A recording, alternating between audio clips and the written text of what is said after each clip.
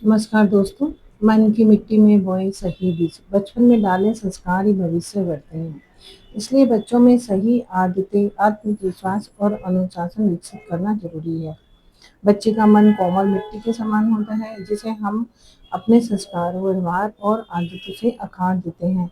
हम इस अवस्था में जो बीज हम बोते हैं वही उभरते हैं। इसलिए जरूरी है कि आरंभ से ही अच्छे संस्कार, सकारात्मक सोच, समझदारी और जिम्मेदारी जैसे गुण विकसित किए जाएं।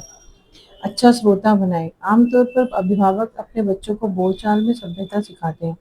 कई बच्चे इतने वाचाल होते हैं कि वे किसी की बात नहीं सुनते। एक सफल और अच्छा इंसान बनने के लिए अच्छा श्रोता होना भी जरूरी है। इसलिए बच्चे में शुरू से ही दूसरों की बात गौर से धैर्यपूर्वक सुनने की आदत डालें।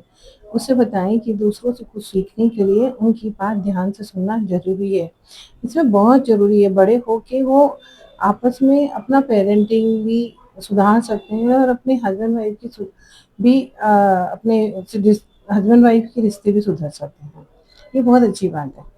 नई अलग जगहें, हर काम को रटे रटाई ढर्रे से पूरा करना, दूसरों को नकल करना बच्चे की सोच समझने की क्षमता को कुंद करेगा, मतलब नुकसान करेगा। इसके बजाय उसे कुछ काम खुद अपने अंदाज से करने के लिए प्रेरित करें। एक ही कविता को अलग अलग तरीके से कहानी के लिए प्रोत्साहित करें। क्ले के खिलौने बनाने को है, बच्चों को कुछ उनके हिसाब से रचनात्मक विचार की सराहना करें। इससे हर काम अलग और बेहतर ढंग से करने की कोशिश करेगा। निडर स्वभाव बनाएं, धैर्य रखना सिखाएं। जीवन में अच्छे और बुरे वक्त आना जाना लगा रहता है, कोई भी दौर स्थायी नहीं होता। बच्चों को इस बात से रूबरू करवाने या किसी भी की बीमारी से माहौल भारी है और बच्चा उदास रहने लगा है तो उसे समझाएं कि अच्छा वक्त भी जरूर आएगा।